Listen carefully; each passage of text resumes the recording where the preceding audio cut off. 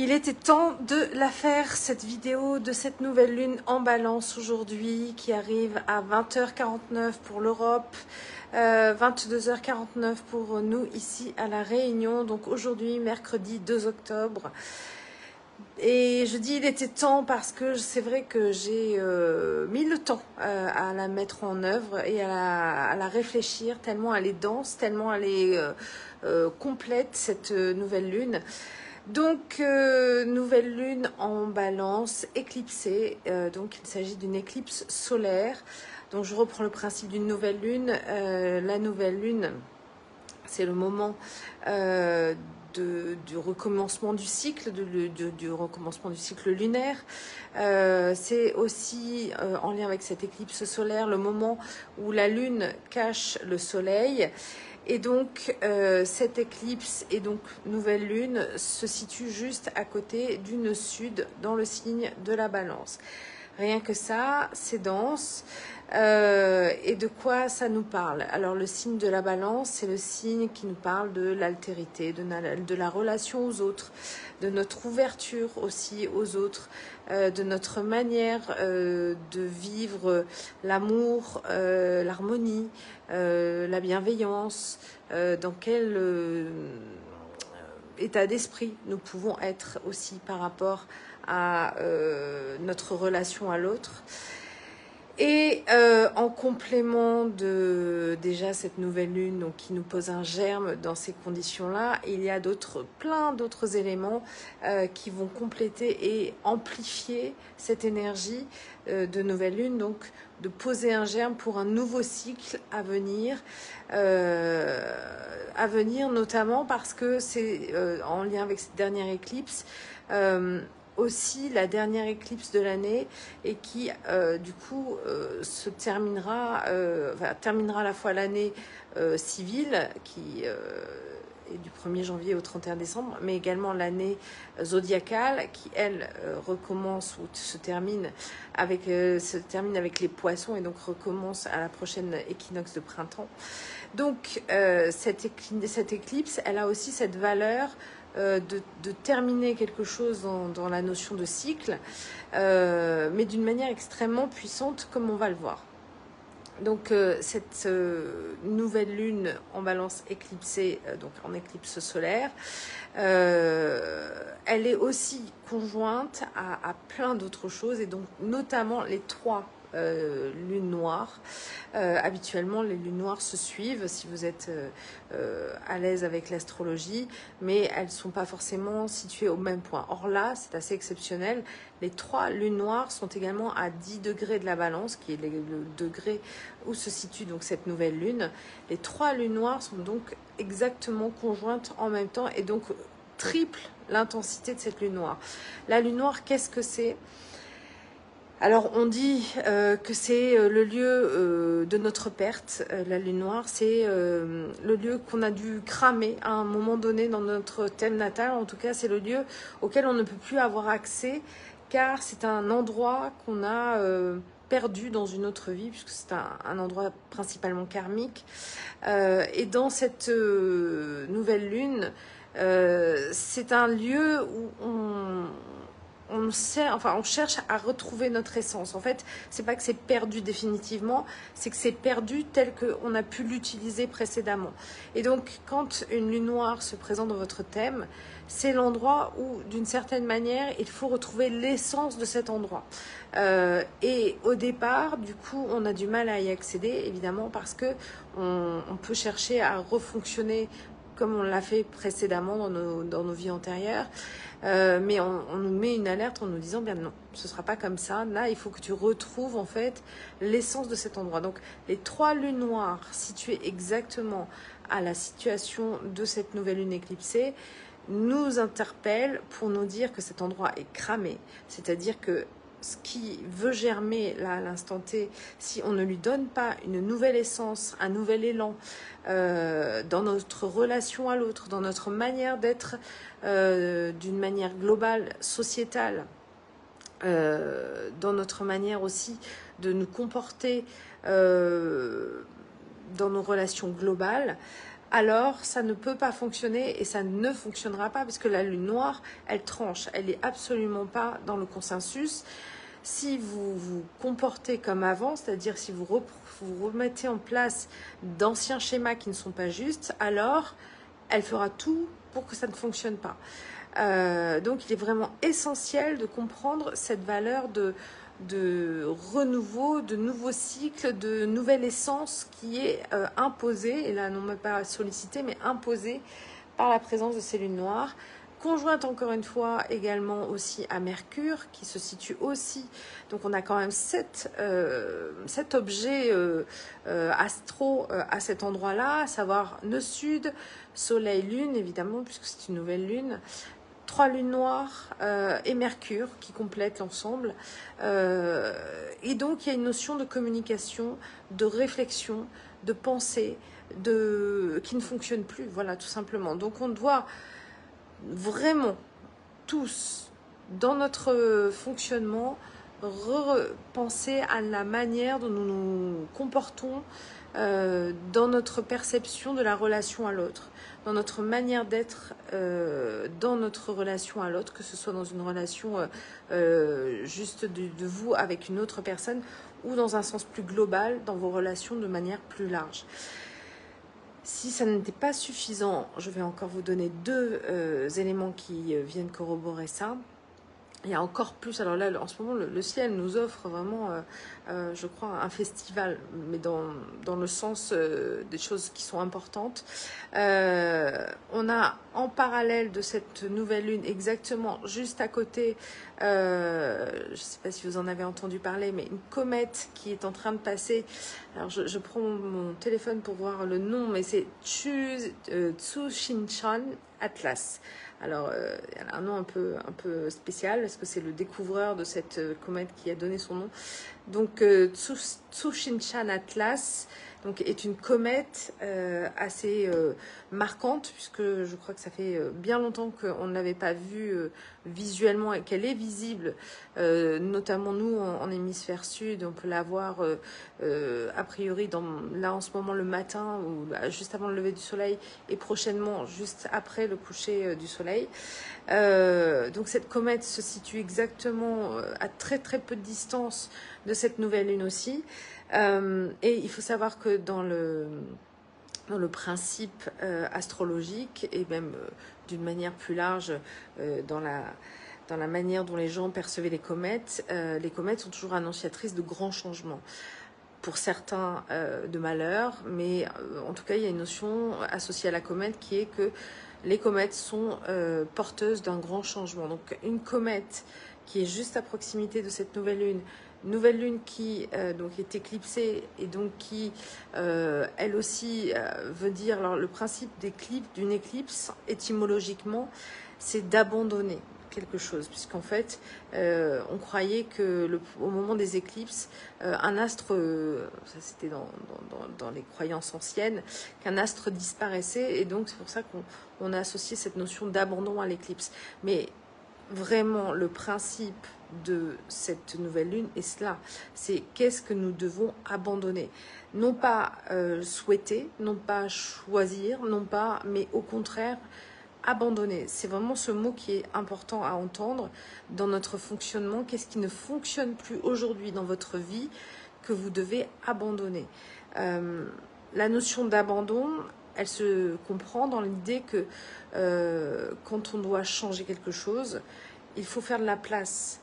Et pour pouvoir mettre en œuvre quelque chose de nouveau, il est nécessaire pour tout un chacun qu'une place soit faite et que de cette place, à ce moment-là, quelque chose émergera, une compréhension, une nouvelle manière de vivre les choses et bien sûr un nouveau fonctionnement.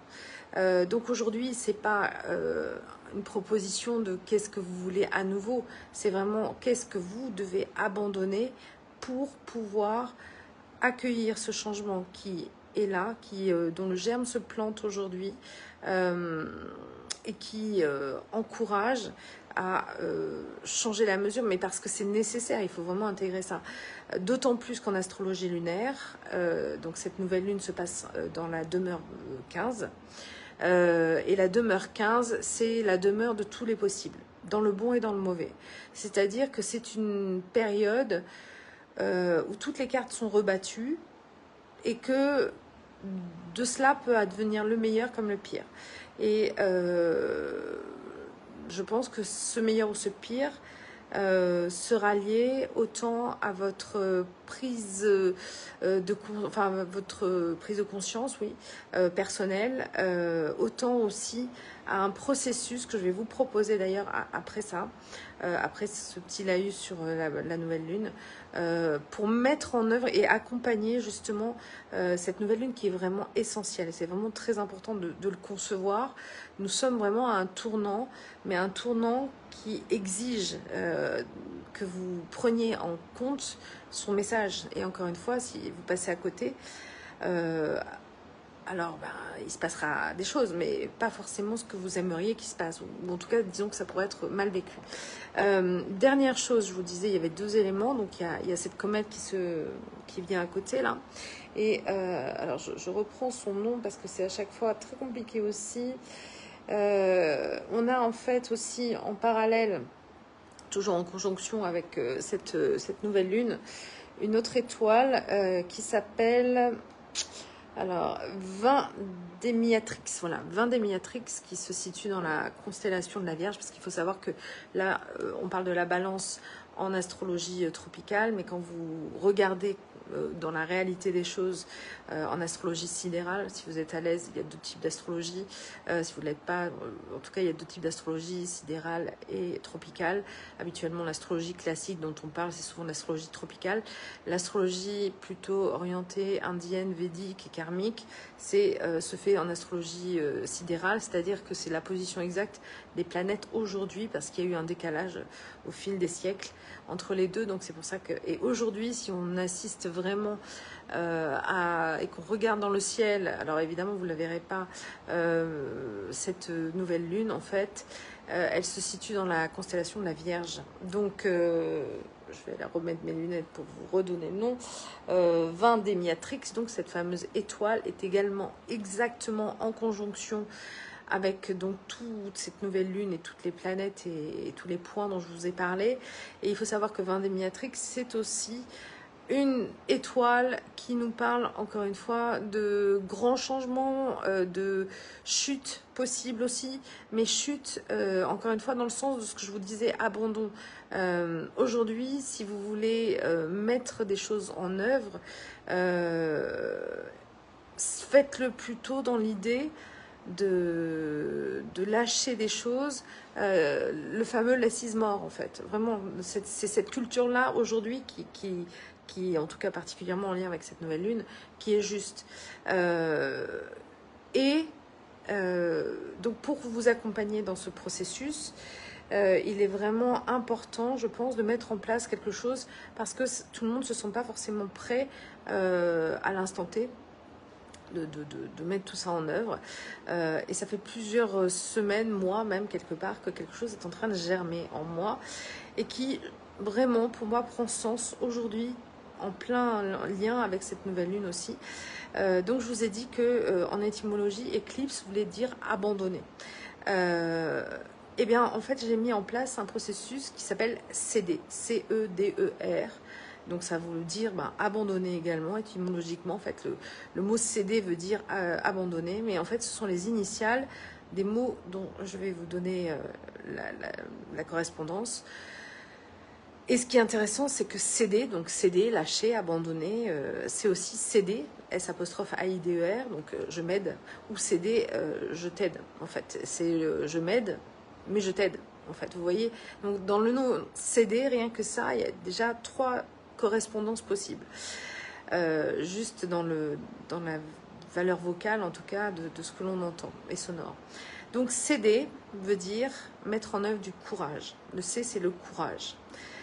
Le courage, c'est quoi? C'est avoir un élan d'accepter quelque chose qui est tel quel et en même temps de dépasser cela. C'est vraiment d'aller au-delà sans avoir de de garantie quelconque, sans avoir d'idée vers quoi on va. La notion du courage, c'est un élan du cœur, ça ne peut venir que du cœur. D'ailleurs, courage vient de cœur, du mot cœur.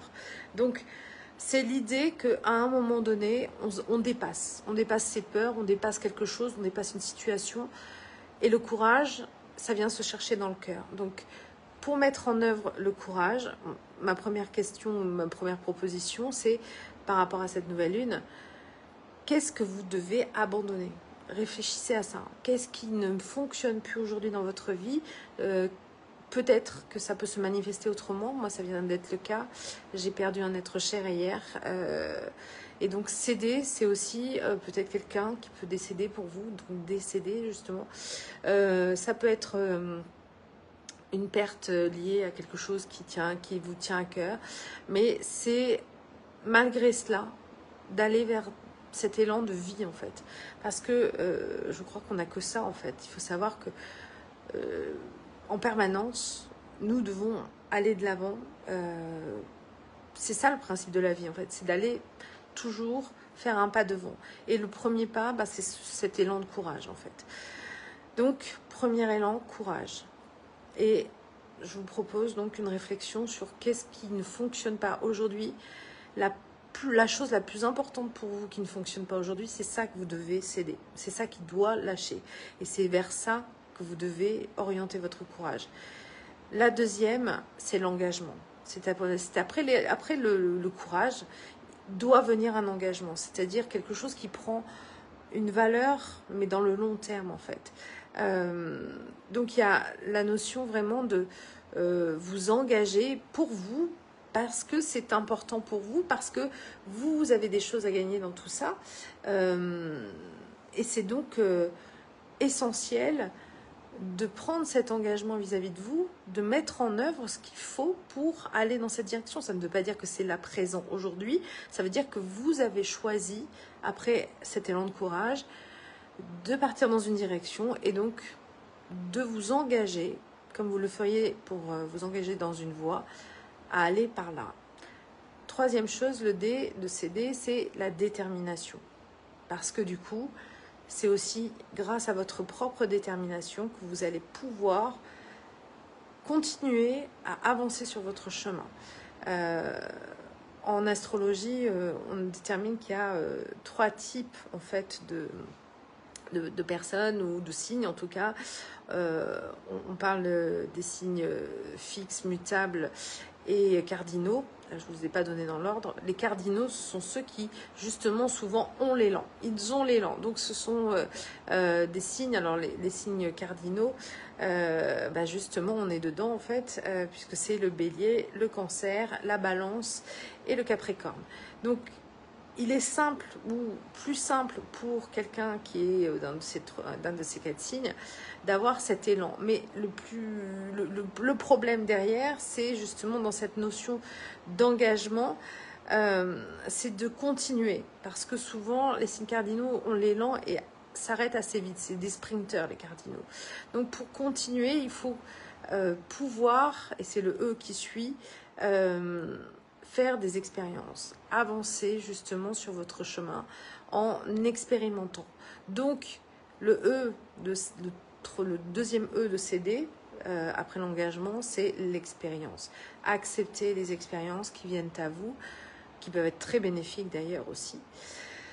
Et la fin, le R, c'est le résultat, voire la réussite de votre projet, de ce que vous avez choisi de mettre en œuvre justement au moment où vous avez eu cet élan de courage.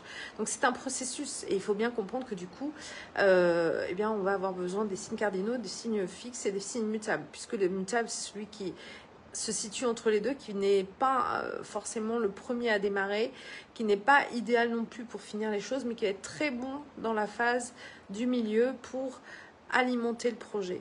Donc les signes mutables vont pouvoir avoir cet élan une fois qu'ils ont démarré pour pouvoir continuer à perdurer. Et les signes fixes sont ceux qui terminent les projets, donc qui ont aussi cette possibilité d'entériner, en fait, d'aller jusqu'au bout. Mais parfois, le signe fixe a du mal à démarrer s'il n'est pas sûr de terminer. Et du coup, ça pose un problème. Parce que si il veut absolument savoir s'il peut terminer pour démarrer, il a rarement cette notion d'élan. Et c'est pour ça que dans tout ce que je vous propose, en fait, tout le monde est concerné.